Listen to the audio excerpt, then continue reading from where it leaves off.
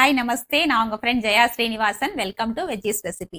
இன்னைக்கு நம்ம veggies recipe கிச்சன்ல ஒரு சட்னி ரெசிபி நம்ம பார்க்க போறோம். சட்னி சொல்லலாம், இல்ல தொகையிலும் சொல்லலாம். வாழைப்பூ வச்சு பண்ணலாம் அப்படின்னு. வாழைப்பூல நிறைய ரெசிபிஸ் நம்ம பண்ணுவோம். ஆனா இந்த சட்னி நீங்க பண்ணி பாருங்க, ரொம்ப டேஸ்டா இருக்கும். நம்ம டிஃபனுக்கும் அது யூஸ் ஆகும், ரைஸோடையும் நமக்கு யூஸ் ஆகும். வாழைப்பூ வச்சுலாம் லேடிஸ் வந்து கண்டிப்பா சாப்பிடணும், ஏன்னா யூட்ரஸ்க்கு ரொம்ப நல்லது.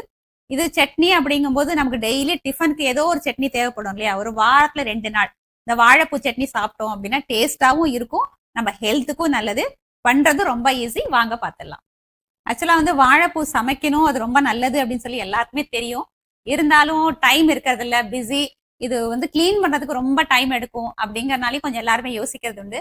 ஆனா இன்னைக்கு வந்து இந்த ரெசிபியோட சேர்த்து நான் உங்களுக்கு இது எப்படி நல்லா ஈஸியா கிளீன் பண்ணலாம், ஜஸ்ட் நம்ம இந்த பீன்ஸ் கொத்தவரங்கெல்லாம் கட் பண்ணுவோம் பாத்தீங்களா, அதே மாதிரி இது எப்படி கிளீன் பண்ணலாம் அப்படிங்கறது நான் உங்களுக்கு காமிக்கிறேன்.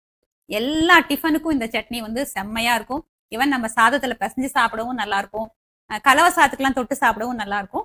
அப்படியே மிளகு வாசனை, அந்த ஜீரகம், சின்ன வெங்காயம், பூண்டு, அந்த எல்லா ஃபிளேவரும் வந்து ரொம்ப நல்லா இருக்கு. வாழைப்பூ ஃபிளேவர் ரொம்பவே நல்லா இருக்கு. கண்டிப்பா ட்ரை பண்ணி பாருங்க. பாருங்க, இந்த மாதிரி இந்த மடலை எடுத்துட்டு இந்த உள்ள இருக்கிற பூவை அப்படி எடுத்துக்கணும். எடுத்துக்கிட்டு இந்த இதை வந்து கிளீன் பண்ண எடுக்கணும் இல்லையா, அது ரொம்ப ஈஸியா எடுக்கலாம். நான் காமிக்கிறேன் பாருங்க.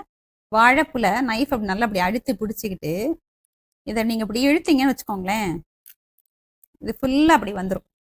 இனிமே இதை எப்படி பொடி பொடியா கட் பண்ண வேண்டியதான். எவ்வளோ ஈஸி பாருங்க. வாழைப்பூ கட் பண்றது ஒன்றும் கஷ்டமே இல்லை. நடுவில் ஏதாவது அப்படி 1-2 வராமல் இருந்ததுன்னா அதை நம்ம அப்படி பொறுக்கி போட்டுக்கலாம், அவ்வளோதாங்க. மற்ற நம்ம பீன்ஸு கொத்தவரங்கெல்லாம் கட் பண்ணுறதோட கூட வாழைப்பூ கட் பண்ணுறது ரொம்ப ஈஸி. ஒரு பவுலில் தண்ணி எடுத்துக்கிட்டு கொஞ்சமா மோர் இதில் ஊற்றிக்கோங்க. இல்லைன்னா வாழைப்பூ வந்து கருப்பாயிடும், சும்மா வச்சிருந்தோம் சீக்கிரம் கருப்பாயிடும். இந்த மோர் தண்ணியில் அப்படி போட்டுருங்க.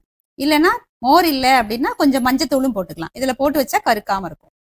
ஒரு கடாயில் 2 டீஸ்பூன் எண்ணெய் ஆட் பண்ணிக்கோங்க. ஒரு சின்ன கட்டி பெருங்காயம், இதை நல்லா வறுத்துக்கணும். இப்படி லேசாக ப்ரெஸ் பண்ணி விட்டீங்கன்னா சாஃப்ட் ஆகிடும் இல்லையா, எண்ணெயில் போட்டதும். ப்ரெஸ் பண்ணிட்டோம்னா உள்ள வரைக்கும் நல்லா பொரிஞ்சிரும். இப்போ நமக்கு நல்லா வாசனையாகவும் இருக்கும், அரைக்கும் போது நல்லா அரைப்பட்டுடும். 4-5 மிளகாய் வத்தல், அதாவது நம்ம காரத்துக்கு தகுந்த மாதிரி, நீங்கள் எந்த அளவுக்கு காரம் சாப்பிடுவீங்களோ அது தகுந்த மாதிரி மிளகாய் வத்தல் ஆட் பண்ணிக்கோங்க. 1 டேபிள் ஸ்பூன் வெள்ளை உளுத்தம் பருப்பு, தோல் பருப்பு கூட போட்டுக்கலாம், அதுவும் நல்லாயிருக்கும். 1 டேபிள் ஸ்பூன் கடலைப்பருப்பு. இந்த பருப்பு நல்லா செவந்து வர்ற வரைக்கும் நம்ம வறுத்துக்கணும். லேசாக செவந்து வருது பார்த்தீங்களா பருப்புலாம். இந்த டயத்தில் ஒரு 1/2 டீஸ்பூன் மிளகு, 1 டீஸ்பூன் ஜீரகம். இது வந்து ரொம்ப வறுக்கக்கூடாது, லேசாக வறுத்துக்கணும், அவ்வளோதான். இது இப்போ வேற ஒரு பவுலுக்கு மாற்றிக்கலாம். கடாயில் கொஞ்சம் எண்ணெய் இருக்குது, இன்னும் 1 டீஸ்பூன் எண்ணெய் மட்டும் ஆட் பண்ணிக்கலாம். ஒரு 10 சின்ன வெங்காயம்,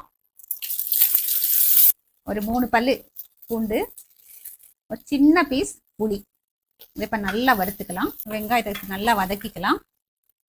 வாழைப்பூ வந்து நம்ம மோரில் போட்டு வச்சுருந்தோம் இல்லையா, அதை நல்லா புழிஞ்சி எடுத்துட்டு இதில் ஆட் பண்ணிப்போம். இப்போ வெங்காயம் வதங்கும் போதே வாழைப்பூவும் சேர்ந்து வதங்கிடும். சின்ன வெங்காயம், பூண்டு, அதுவும் சேர்த்து வாழைப்பூவும் வதங்குறப்ப செம்ம வாசனையா இருக்கு. இப்பயே சட்னி பண்ணி சாப்பிடணும் போல தோணுது. அவ்வளவுதான், 5 நிமிஷத்துல ரெடி ஆயிடும், சாப்பிட வேண்டியதுதான். இது ஓரளவு வதங்கியாச்சு இல்லையா. இப்போ தக்காளி ஆட் பண்ணிடலாம். ஒரு பெரிய சைஸ் தக்காளியா இருந்தா 1 தக்காளி போதும். குட்டி குட்டியா இருந்தாலும் 2 தக்காளி ஆட் பண்ணியிருக்கேன். இதே இப்போ நல்லா மிக்ஸ் பண்ணுவோம். தக்காளியும் கொஞ்சம் நல்லா சாஃப்டானா போதும். கொஞ்சம் மஞ்சத்தூள். இப்போ இந்த சட்னிக்கு தேவையான அளவு உப்பு நம்ம இப்பயே ஆட் பண்ணிக்கலாம். உப்பு ஆட் பண்றதுனால தக்காளியும் நல்லா வதங்கிடும், இந்த வெங்காயம் அதுவும் நல்லா வதங்கிடும். தக்காளி எல்லாமே நல்லா சாஃப்டா வதங்கியாச்சு. ஸ்டவ் ஆஃப் பண்ணிட்டு ஃபர்ஸ்ட் வந்து மிக்சியில் நம்ம பருப்பெல்லாம் வறுத்தோம் இல்லையா, அதை அரைச்சிட்டு அதுக்கப்புறம் இதை போட்டு அரைக்கலாம். மிக்சி ஜாரில் இந்த வறுத்து வச்சிருக்கோம் இல்லையா, இந்த பருப்பு மிளகாய் எல்லாத்தையும் இதை போட்டு ஃபர்ஸ்ட் அரைச்சிக்கலாம். பாருங்க, இதை பவுடர் பண்ணியாச்சு. இப்போ இந்த தக்காளி, சின்ன வெங்காயம், வாழைப்பூ, பூண்டெல்லாம் வதக்கி வச்சிருக்கோம் இல்லையா, ஆட் பண்ணிட்டு தேவைப்படுற அளவுக்கு தண்ணியும் சேர்த்துட்டு நமக்கு எப்படி வேணுமோ, நைஸாக வேணால் நைஸாக அரைச்சிக்கலாம், இல்லை குறப்பாக வேணாலும் அரைச்சிக்கலாம். சட்னி அரைச்சாச்சு. சர்விங் பவுலுக்கு மாற்றிக்கலாம். இவ்வளோ திக்காக அரைக்கணுமா அப்படின்னா அவசியம் இல்லை, நம்ம இஷ்டம்தான். தண்ணி கூட ஆட் பண்ணிக்கலாம். நான் இப்போ திக்காக அரைச்சிருக்கேன். தாளிக்கணும் அப்படின்னு அவசியம் கிடையாது, வேணும்னா நம்ம தாளிச்சிக்கலாம், இல்லைன்னா அப்படியே கூட சாப்பிடலாம், நல்லாயிருக்கும். ஹெல்தி அண்ட் டேஸ்டியான வாழைப்பூ சட்னி சர்விங்க்கு ரெடி. வாங்க டேஸ்ட் பண்ணி பார்த்துடலாம். தோசை சுட சுட ரெடியாக இருக்குது, நல்ல மொறுமொறுன்னு. சட்னியும் எடுத்துக்கிட்டேன், டேஸ்ட் பண்ணி பார்த்துலாம். ஒரு தோசை வந்து சாஃப்டாக பண்ணியிருக்கேன். எங்கள் வீட்டில் அவங்களுக்கு சாஃப்டாக இருந்தால் தான் பிடிக்கும். நீங்கள் டேஸ்ட் பண்ணி பாருங்கள், நீங்கள் அப்பயே கேட்டிங்களே. எனக்கு கொஞ்சம் மொறு மொறுன்னு இருந்தா பிடிக்கும். ஸோ இது நான் மொறு தோசை நான் சாப்பிட போறேன். சூப்பரா இருக்கும். செம்மையா இருக்குல்ல, பார்க்கவே நல்லா இருக்கு. நானும் டேஸ்ட் பண்ணி பார்க்குறேன். அட்டகாசமா இருக்குங்க, ரொம்ப நல்லா இருக்கு.